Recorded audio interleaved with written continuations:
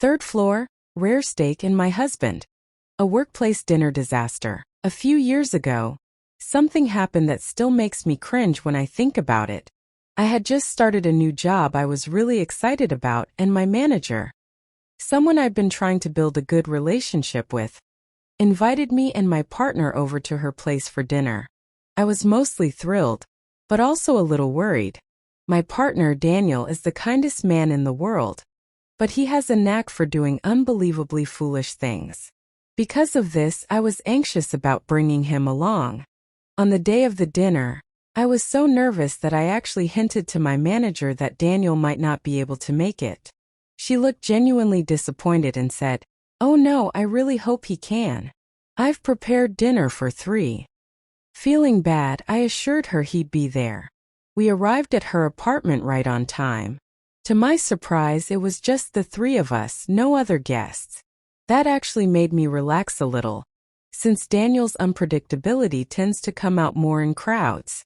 We started the evening chatting pleasantly, and I was beginning to think my worries had been overblown. Then it happened.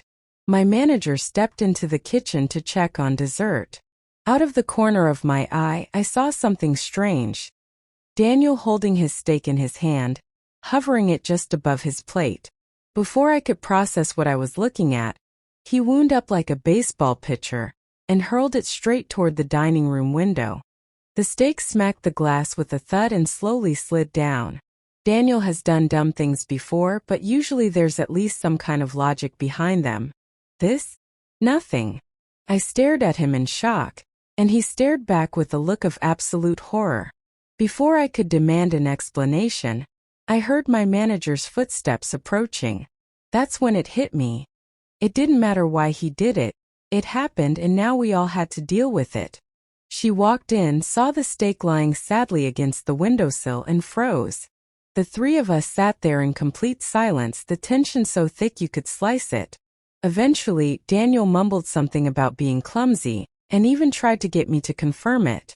I refused. He half-heartedly wiped the window, picked his steak up, and returned to his seat. My manager mercifully changed the subject to work, and we carried on as though Daniel no longer existed. That unspoken agreement held for the rest of the night. Once we got in the car, Daniel started talking a mile a minute, trying to justify himself. Turns out he didn't like how rare the steak was cooked, and this is the best part, he thought the window was open. His grand plan was to throw his dinner out of a third-floor window. And that, ladies and gentlemen, is the man I married. No, Daniel isn't crazy or on the spectrum. His usual dumb moments are more like blurting out something slightly inappropriate, not flinging meat at windows. This incident shocked me precisely because it was so far out of character.